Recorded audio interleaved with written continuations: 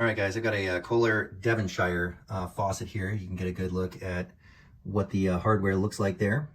This one's in chrome. Here's our handle. Now, I replaced the other cartridge on this side. I replaced that about 2 years ago, and maybe a year and a half ago. And I knew that if this one was going to go, if this is the hot water one, which always goes first, I knew that if this was going to go, that the other side was going to go. So I bought two of them, and I simply zip tied this one to the water line under the sink. So it was just hanging there, ready to go. The part number on this is RGP 77006RP. So there is the new cartridge right there. Now, one of the most painful things about these faucets is trying to remove this cartridge nut. It's a 5/8 nut. You can see it right there. That's what I'm grabbing onto right there. So there is the nut. So it's this guy right here. And you've got to torque that. It's very tight. So you got to really turn hard on the wrench. Well, you can't do that because you'll rip the water lines down here underneath this part. So let's go underneath and take a look and see what this actually looks like. So over here is the side that is still installed. Okay, so this side right here, just get some light on that. See that right there? So you have a copper line, you have the copper jacket, and then you have the flex line. And they're both feeding the center right there in the middle, okay? So what I like to do to replace these, it's kind of a nice little plumber's trick, is you want to take the nut and the washer that's at the bottom. See that nut and washer right there? I like to unscrew those all the way and drop them down the pipe, drop them down the hoses there, the copper line and the flex line, okay? So when you do that, you can see how I've dropped them down. That will let you take up the slack that you've got here on these lines and lift it up above the counter line. So once you lift that above the counter line, then what you're looking for is the flat sides of this guy, which I'm grabbed onto those with a wrench right now. So you see those two flat sides right there? That's how you hold this thing in place. So now with this above the counter, it's much easier to work. You can get your wrench out here and with a nice long handle on it and hold on to that and grab this guy. I can't film and do this. And now I can torque on this while holding this guy and I can unscrew that. So if you don't have enough slack in your line to pop this sucker up above the counter line in your water lines, if you don't have enough slack, then what you want to do is use a crow's foot. So this is a crow's foot. And so right now it's in the unscrew position. And so you can stick that up there and grab onto that nut. And you notice this one's really nice because this one has a spring on it. So it will automatically kind of grab onto the nut when you get it up in there. Okay. And then if you want to go into the tighten position, well, you just flip this over like that. And then you grab on and now you can turn the other way. So you can see it's got a nice long run on it. And then it's got your turn handle down at the bottom. You can also use vice grips like that to grab on at the base down here and to turn it if that little handle down there is not enough for you. So that's called the crow's foot kind of pipe wrench there. And that'll let you get on. You just don't want to mar up the thread. See the threads right there that nut and washer go on. You really don't want to mar those up.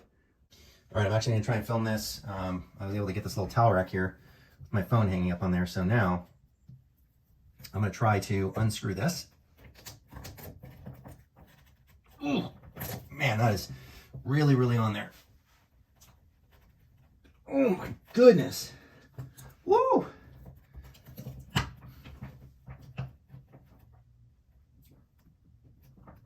Wow.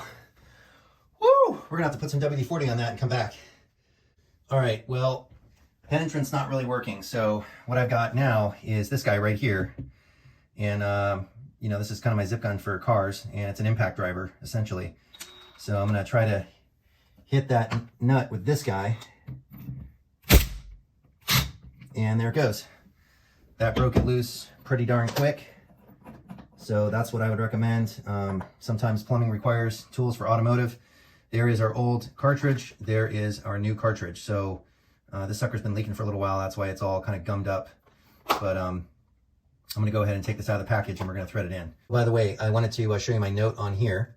So for the new cartridge, notice the hot cartridge for the hot side ends in 05. The side for cold right here is, you can see that right there, The side for the cold is the 06, RGP77006. If that's a 05, that's the hot side. So we're dealing with the cold side. So let's get this out of the package and let's get it in. All right, we've got the old cartridge out. Notice it has this little kind of plastic slip cover with the teeth on it at the top there. So here's what the new one looks like. And it also has a plastic slip cover. We can see that right there. So we're just going to go ahead and put that on. Okay, so that's on. It's slid over the top.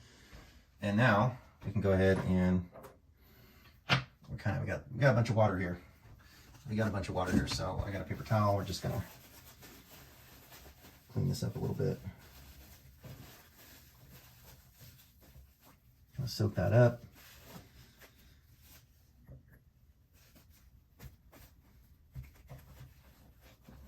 All right, that looks pretty good right there. All right, so now we're gonna go ahead, stick the new cartridge in. We're gonna feed it in. All right.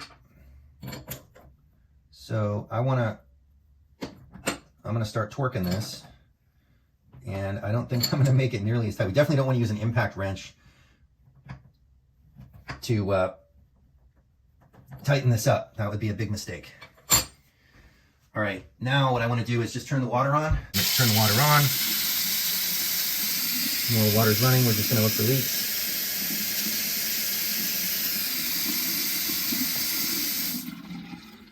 All right, that looks pretty good. That's dry. That's good and dry. So we're ready to reinstall this. Make sure the bottom of this is clean. Make sure that's nice and flush, that you don't have putty or anything like that on there. All right. And you can start kind of screwing this down. All right, now in screwing this down, kind of go as far as it can go, okay? And then maybe back it off just a tiny bit. I'm gonna kind of test this out, all right? All right, now what I'm gonna do is I'm gonna drop the wrench and I'm gonna drop this back down.